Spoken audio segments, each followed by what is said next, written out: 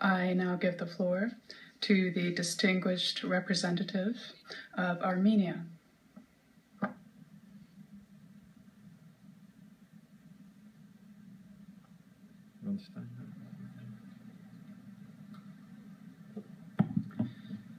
Mr. President, let me start from extending our sincere condolences and sympathies to the people and government of Iraq on the recent terror attack in Kurada district of Baghdad, as well as to the people and government of Bangladesh on the barbaric attack in Dhaka. Mr. President, Armenia thanks the permanent representatives of Argentina and Iceland, their efficient and able teams for successfully facilitating the consultations on draft resolution A/70/55, and reiterates its full commitment to support the United Nations Global Counterterrorism Strategy, an important framework for international action against terrorism. Having said that, Armenia regrets that in the preambular paragraph 8 of the resolutions, the principles of international law have been reflected in a selective way, failing to embrace the full spirit and the letter of the Charter. Armenia recalls and reiterates that the principle of self-determination of peoples constitutes a fundamental principle of the Charter of the United Nations. The failure to reflect the fundamentals of the Charter in its entirety in the above paragraph is a serious flaw of the resolution. Mr. President, international terrorism continues to pose a highly significant threat to global peace and security. The scourge of terrorism has become more diffuse with an increased terrorist acts, including those motivated by intolerance and extremism. We note with profound concern that terrorism continues to seriously threaten international peace and security, and believe that terrorism is one of the most dangerous challenges facing us today.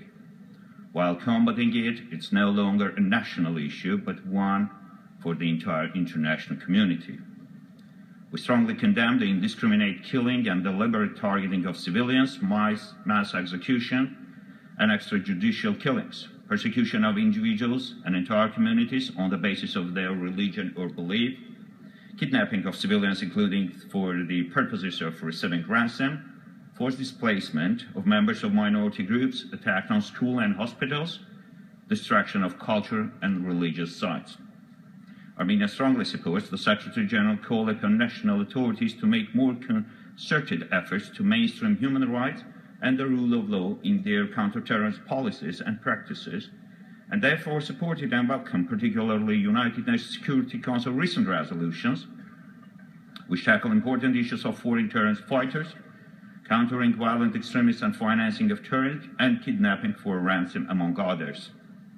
The international community should stand united to increase our efforts to work hand in hand towards further strengthening the UN Global Counterterrorism Strategy, which is a key framework to address all dimensions of the terrorism.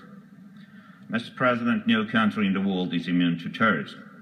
Those supporting extremist groups and terrorist cycles by financing, training, supplying, allowing them to freely roam the borders, should be reminded that foreign terrorist fighters pose a serious threat not only to the states on which they travel, but also to their states of origin or transit.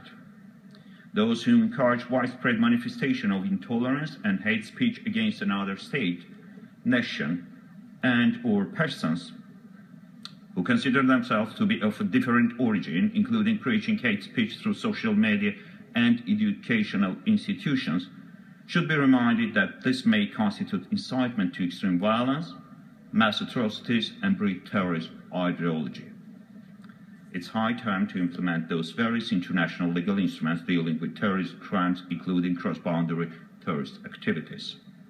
Most of these conventions require states to establish jurisdiction over terrorist offenses committed by their nationals abroad.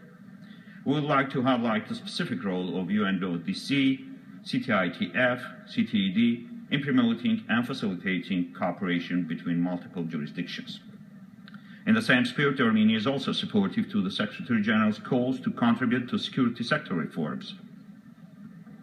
I would like to emphasize that Armenia has continued to take important steps in the fight against international terrorism, which includes improvements of its border security, significant changes to export control laws, and holding of and actively participating in international anti-terrorism workshops and training courses.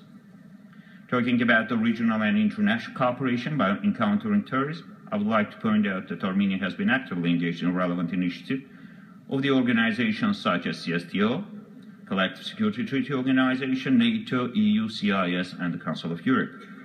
Armenia was one of the founding members of Rapid Reaction Collection Forces of the CSTO, a rapid deployment for the purposes of prevention of military aggression and conduct of special operations against international terrorism and organized crime.